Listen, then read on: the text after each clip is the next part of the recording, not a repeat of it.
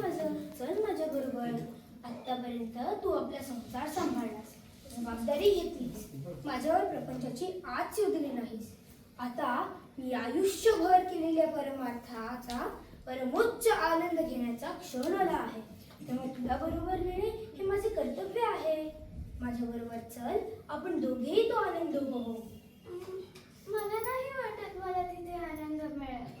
तिथं माझं घर नसेल, माझे लेकरं नसतील. माझं ऐका, तुम्ही बी वैकुंठ वैकुंठ करू नका असं. अगं, इथल्या चिरंतन आनंदाची गोडी लागली ना की इथला ऐहिक आनंद विषासमान वाटेल बघ तुला.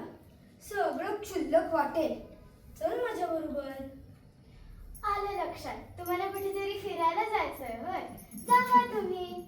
आज तोवर मी स्वयंपाक करून घेते. आज खंडोबाला नैवेद्य दाखवायचा. हा, लवकर या